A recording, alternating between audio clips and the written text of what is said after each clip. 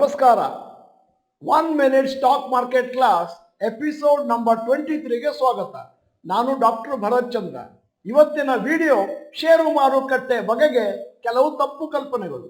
ಮೊದಲನೇದು, ಷೇರು ಮಾರುಕಟ್ಟೆ ಬಹಳ ರಿಸ್ಕಿ, ಇಲ್ಲಿ ಎಲ್ಲರೂ ಕೂಡ ಲಾಸ್ ಮಾಡ್ತಾರೆ. ತಪ್ಪು, ರಿಸ್ಕ್ ಇಲ್ಲ ಮತ್ತು ನೀವು ಸರಿಯಾಗಿ ಅರ್ಥ ಮಾಡ್ಕೊಂಡ್ರೆ ಪ್ರಾಫಿಟ್ ಮಾಡ್ಕೋಬಹುದು. ಎರಡನೇದು, ಷೇರು ಮಾರುಕಟ್ಟೆಯನ್ನು ಅರ್ಥ ಮಾಡ್ಕೊಳ್ಳೋದು ಕಷ್ಟ. ನೀವೊಂದು ಸ್ವಲ್ಪ ಸಮಯ ಕಳೀತೀನಿ ಅಂತಂದ್ರೆ ಎಲ್ಲವನ್ನು ABCD ಇಂದ ಅರ್ಥ ಮಾಡ್ಕೋಬಹುದು.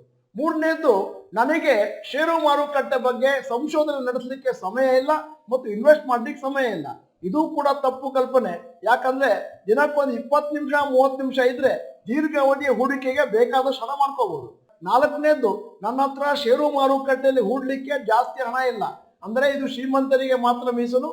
ತಪ್ಪು. ಯಾರು ಕೂಡ ತಿಂಗಳಿಗೊಂದು 5,000 3,000 2,000 ಹಾಕೋದ್ರಿಂದ ಷೇರು ಮಾರುಕಟ್ಟೆಯಿಂದ ದೊಡ್ಡ ಪ್ರಮಾಣ ಹಣ ಮಾಡಬಹುದು ದೀರ್ಘಾವಧಿಯಲ್ಲಿ. ಐದನೇದು, ನನಗೀಗಲೇ ವಯಸ್ಸಾಗಿದೆ, ನಾನೀಗ ಷೇರು ಮಾರುಕಟ್ಟೆ ಪ್ರಾರಂಭ ಮಾಡಿದ್ರೆ ಲಾಭ ಬರದೇ ಇರಬಹುದು.